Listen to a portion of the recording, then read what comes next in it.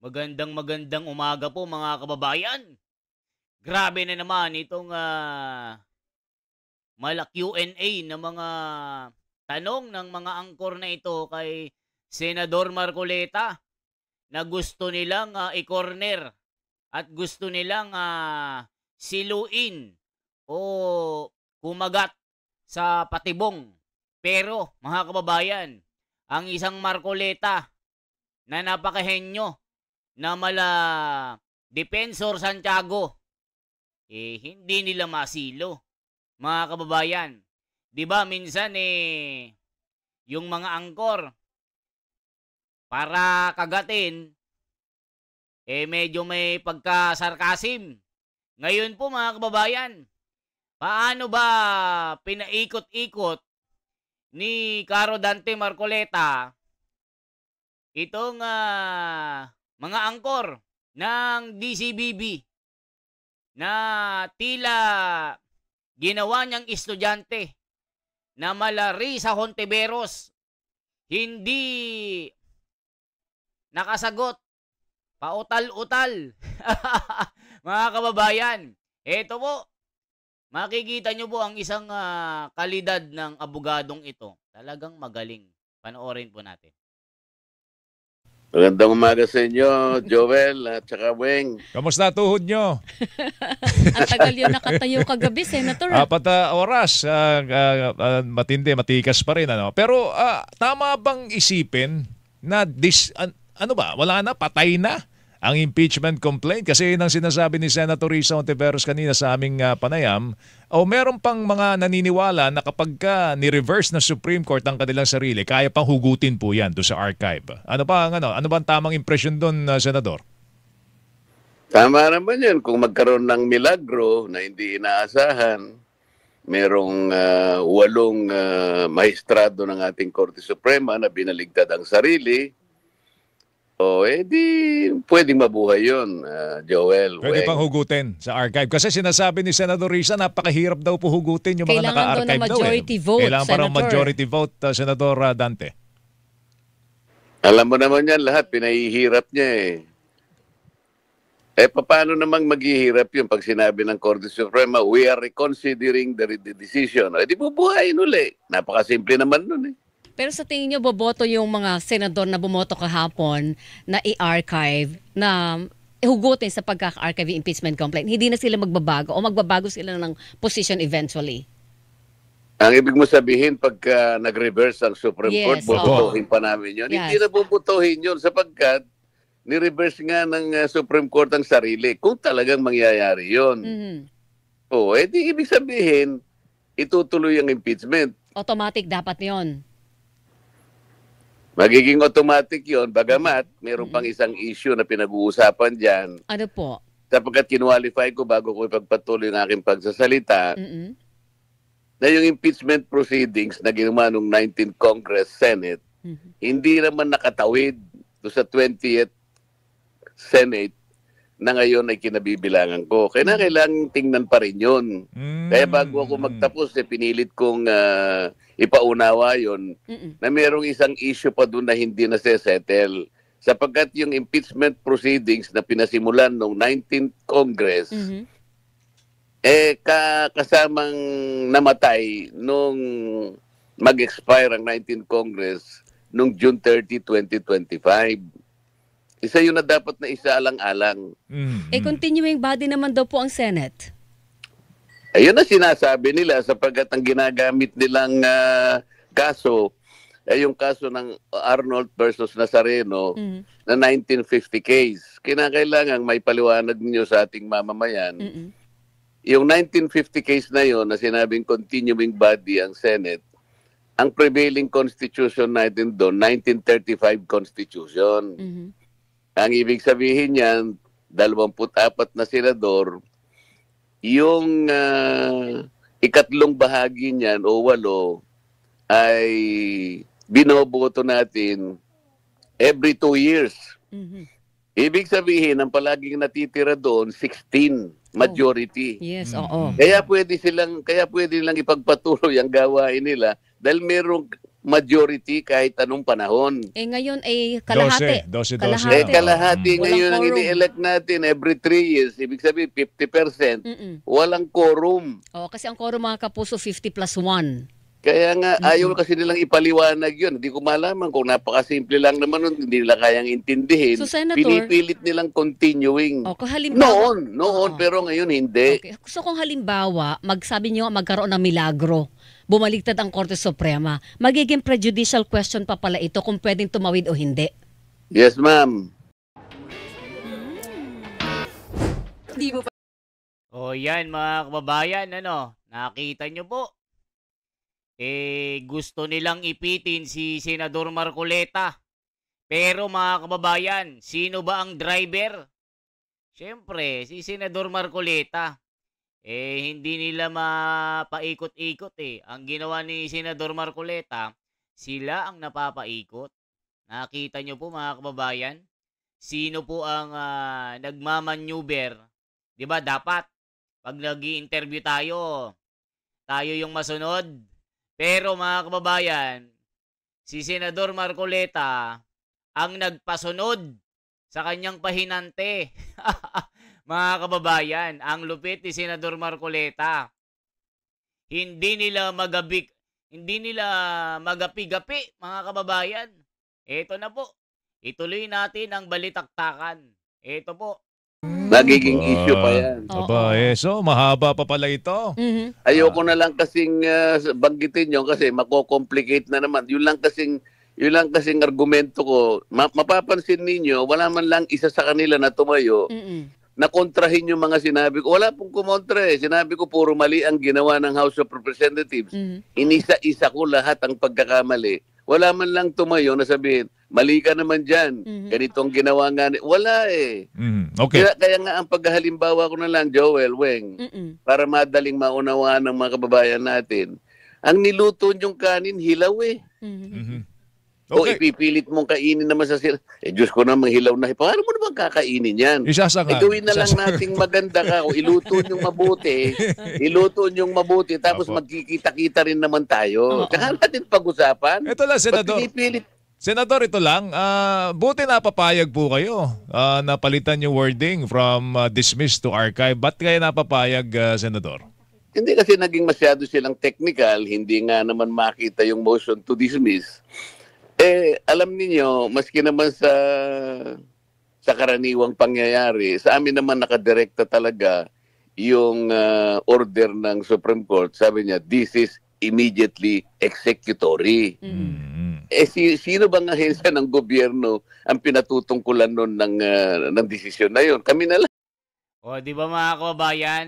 Sabi ni Tito Soto dito, bakit daw pinag-uusapan pa nasa korte naman yung kaso ni Inday Sara. Hindi alam ni Tito Soto na ang tinutukoy ng Korte Suprema na immediately executory ay ang Senado ang magdesisyon dito, mga kababayan. May sinasabi dito mga kababayan, yung decorum na sinasabi, ano ba ang decorum? Ito po ang decorum mga kababayan. In the context of law, decorum refers to the proper and respectful behavior expected of all individuals within a courtroom setting, including lawyers, clients, and other participants, and encompasses everything from dress code and language to conduct an emotional control or aim up upholding the dignity of the legal process. Yan mga kababayan, yung decorum. 'Di ba? Kumbaga pag-uusapan ang mga decorum na ito, yung impeachment na ito. 'Di ba sabi ni Tito Soto dito, bakit ang Korte Suprema hindi man lang nagbigay ng oral arguments? Akala kasi ni Tito Soto, porque yung Constitution nakasulat na, naka-imprinta na in public at kahit sino pwedeng basahin. Pwede nating basahin, but hindi lahat ng nakakabasa ay pwedeng i-interpret ang batas sa konstitusyon na nakasulat. Yan ang sabi ni Miriam Defensor Santiago. Hindi porke nakasulat yan, pag binasa mo, i-interpret mo na. Magmamagaling ka na.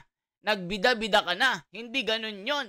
Sabi ni, nung nabubuhay pa yung the late Miriam Defensor Santiago, na sa katauhan ni Senator Marcoleta, nabuhay ito mga kababayan. Yan ang sinasabi po.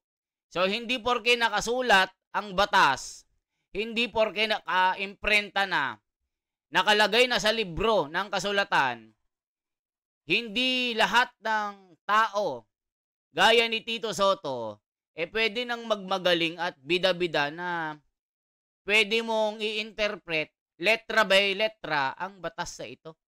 Only the Supreme Court, only the highest Supreme of the law, sila lang po ang pwedeng mag-interpret. Kahit abogado ka pa, hindi mo pwedeng interpret yan kasi wala kang jurisdiction eh. Diba? Daming mga luminary, mga legal, galing-galingan. Pero anong ginagawa nila? Binubulungan nila ang Korte Suprema. Ituloy na yan, ituloy na yan. Kaya natutupad ang mga propesiya ng Biblia na maglalabasan ang mga ahas, na bubulungan ang mga tupa ng Diyos. Diba mga kababayan? Yan ang sinabi ni Marcoleta eh. Natutupad ang mga propesiya. Mga kababayan, ituloy pa natin. Lang eh. Hindi niya naman ibibigay sa House of Representatives yun. Correct. Kaya pwedeng i-dismiss na lang namin kung hindi sila masyadong magiging legalist o kaya technical. Kaya lang sinasabi na wala namang motion. Sige, para lang, huwag na tayo magtalo-talo sa tumaba ng gumaba ito. O kung ano man ang gusto ninyo na salita na magiging consistent na rin doon sa desisyon ng Korte Suprema na ito ay bigyan na natin ng closure sapagkat dineklara nilang unconstitutional, void ab initio, violative of due process. Aanhin mo ang isang bagay na tinuringan ng Korte Suprema na wala namang kabuhay-buhay. Okay, sige. Ito lang, nakikita niyo ba, Senator Marcoleta, na pwede pang the same complaint may pag-asa pa itong umusad sa February 2026? After the one-year bar Yes. rule. Nasa sa kanila yun, Weng. Basta iluto lang nilang mabuti yung kanin, katanggap-tanggap, hindi hilaw. Yun lang naman eh. Ba't hindi sila meron pa sila 6 months bago mag-February 2026. Di ganda na nila yung luto. Dagdagan nila ng siguro tubig kasi kulang sa tubig eh. O kulang sa paapoy, halimbawa. O kaya isangag. Kasi pagka hilaw po yung kanin, pwede naman daw po isangag. Hilaw pa rin. Hindi, hilaw alam pa mo, rin. kung hilaw talaga, pag sinangag mo, medyo lalong titigas Ganun ba yun? Joel eh. Kasi maduduro. Oo. Pero Senator, may punto kayo doon na halimbawa, nakakuha nga ng sapat na numero, hindi na kailangan idaan sa Committee on Justice. Yung punto na kailangan may personal knowledge yung mga pumipirmang kongresista doon sa laman ng complaint. Isipin mo, yun nga yung hiningi ng Korte Suprema. Alalahanin po ninyo na 11 impormasyon ang hiningi ng Korte Suprema mula sa kanila. Ang pinaka-importante doon yung 4. Ayaw nilang ibigay. Mistulang sinabi nila sa Korte Suprema, wala kayong pakialam dito. Amin ito. Alam mo kung ano yun? Tinatanong lang ng Korte Suprema, sino pong komite o sinong opisina ang gumawa nito? Yung articles of impeachment. Yung buong impeachment, constituting the articles of impeachment. Ba't naman ayaw mo na masabihin sa kanila?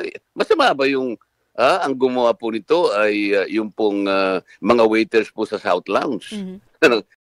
Yan mga kababayan kasi nga, mabibisto sila ng Korte Suprema na talagang itong impeachment na ito ay kanilang gawa-gawa lamang, mga kababayan. Kaya sinabi ng Korte Suprema, hilaw na hilaw ito. Iluto nyo. Galingan nyong magluto, mga hilaw kayo. Ayan, nabutata tuloy kayo ni Senador Marcoleta. Si De Lima, nag-iiyak. Risa Ontiveros, Kiko Pangilinan, Tito Soto, na galing-galingan, na nag-graduate sa Iskol Bukol, Palakol, Dibulakbol, mga kababayan, napiga. At talagang lumabas yung kanyang singliit ng butil ng munggo. Mga kababayan, 'di ba? Eh gusto nilang pigain si Senador Marcoleta kaso hindi nila kaya. Napakatalino ang taong ito. Dala-dala niya ang kaisipan ng tunay na leader ng gobyerno. Ito lang ang nakita ko sa buong buhay ko, mga kababayan, na nakasulat na binoto ko sa nung botohan. Ngayon lang ako nakakita ng abogadong ganito. Matalino, may paninindigan, walang kinakatakutan, walang uurungan. Kahit pa yung mga sinasabi nilang legal luminary, retired justices, wala na kayong jurisdiction sa batas. Mga retire na kayo. 'Di ba? Ano pa bang jurisdiction nila? Wala na sila sa Korte Suprema. May rights ba sila para husgahan or batikusin ang Korte Suprema? Wala po, mga kababayan. Wala na silang jurisdiction. Wala na silang kapangyarihan. Kahit sino, Korte Suprema lang ang kailangang masunod. Yan ang sinasabi ni Caro Dante Marcoleta. Na nakita, natutupad ang hula. Mga kababayan, galit na galit yung viewers ko, pahula-hula ka pa. Di ba sabi sa Biblia, si Adan at Eva, sinabi nung ahas, kainin mo ang prutas na yan, magiging Diyos ka din. Talaga? Sabi ni Eva. Curious Oo, sinabi ko kainin mo ang prutas na yan. Pag kinain mo yan, magiging Diyos ka din. Wag po, sabi ng Diyos. Mamamatay daw kami ni Adan. Hindi! Dahil malalaman mo ang mali at katotohanan. Pag kinain mo ang prutas, magiging Diyos ka din. Yan ang sinasabi ng mga legal luminary, bulong-bulong, kaya mag-iingat kayo sa mga ahas. Mga ahas na yan, sisirain niya ang utos ng Diyos. Kabilin-bilinan ng Diyos, huwag niyong kainin ang bunga ng kahoy na ito. Kakanin niyo lahat ng mga nakikita niyo. Ultimo, mga langgam na gumagapang, kakainin niyo. Mga kulisap, mga ibon, mga baboy ramo. Kakanin nyo lahat yan. Pati mga bulate na gumagapang parang mga bulate. Kakanin nyo lahat yan.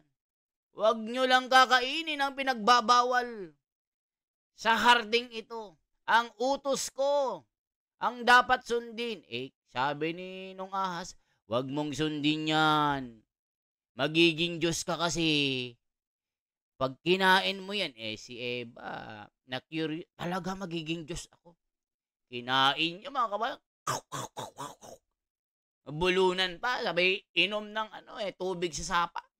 Takbo kay Adan Adan. Ang sarap pala ng bungang ito, ng punong kahoy na pinagbabawal ng Diyos. Talaga? Ba't mo kinain yan? Mamamatay tayo mula ngayon. Hindi, sabi ng ahas. Magiging Diyos din daw tayo. Gaya ng Diyos natin. Naku, dalawa na ang Diyos. Yan tuloy, mga kababayan. Kinain din ni Adan. Nakita ng Diyos. Nagalit sa dalawa. Kayong dalawa. Mula sa araw na ito. Kayo'y mangangamatay. Pagpapaguran nyo ang bawat pawis nyo. Kakanin kayo sa butil ng pawis nyo. Mula sa araw na ito. Kayo'y mamamatay. Ayan. Pinalayas sila sa hardin ng paraiso ng Panginoong Diyos. binantayan ng mga kawal, ng mga anghel, na may mga armas. Ang paraiso sa aking pagsasalarawan. Mga kababayan, doon natukso si Eva. Kaya sabi ni Marcoleta, mag-ingat sa mga ahas na ito na bubulong-bulong. Mga abogado kuno, mga advisor, legal luminary. Si Tito Soto, nagpabulong ngayon, naggaling-galingan. Kala mo, may rights na siyang mag-interpret ng batas. Diba mga kababayan? Yari kayo. Ng House of Representatives. Di ba? Yung pong opisina na Secretary General po, tumira niyan. Di ba? Okay. Ito lang, Senator Marcoleta, kasi maraming nagsasabi, may mga mali doon sa naging desisyon ng Korte Suprema dahil nagdagdag daw sila ng mga, nagdagdag sila ng mga alituntunin na hindi naman daw tinatakda sa saligang batas sa issue ng impeachment, Senador. Anong masasabi niyo po doon? Alam mo, tinulungan na lang sila ng Korte Suprema kung paano ang paglalatag, kung paano ang pagluluto ng kanin na hindi hilaw eh. Kasi nga puro hilaw nga ang ginawa, isip-isipin mo naman, nakalagay nga sa rules namin, kapag ka natanggap na ng Secretary General, immediately i-repair mo na sa opisina ni Speaker. Akalain mo inamin nila, ni-repair nila simultaneously, mahigit 2 buwan. Immediate ba yun?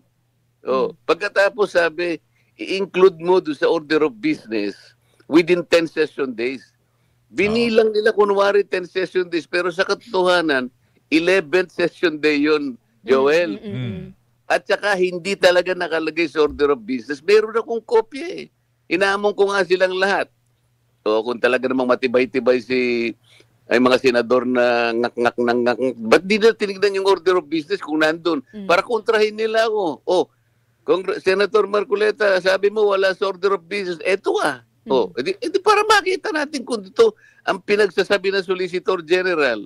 At ang pangatlo, i-repair mo kanya sa Committee on Justice kahit na 1/3 pa ang pumirma. Tignan nyo mga kababayan, pinatamaan si Tito Soto, Ping Lacson, Kiko Pangilinan, at Bam Aquino ng ngak-ngak, budak ng budak. Ayan, nasupalpal kayo ng senador ng bayan. Di ba mga kababayan? Wala, hindi nyo matalo, hindi nyo makorner ang isang Marcoleta. Sinasabi ko sa inyo, kakain kayo ng bato eh. Mga kababayan, ano masasabi nyo dito? Diba? Gusto nilang cornerin si Caro Dante, hindi nila kaya. Yan lamang po ang ating bahagi mga kababayan. Isang like, isang share, at isang subscribe. Salamat po. Ipakalat po natin sa buong mundo ito, mga kababayan. Para po malaman ng sambayan ng Pilipino na ito pong nangyayari sa Pilipinas. Gusto nilang usigin si Sara Duterte. Pero wala sa saligang batas ang kanilang ginagawa. Kaya yun, kinain sila ng batas. Pinayuko, pinadapa ng batas ang mga ito. Mga ahas na ito. Na magaling mangbulong ng kasinungalingan. Gusto nilang bulahin ang taong bayan. Yan lamang po ang aking bahagi. Salamat po.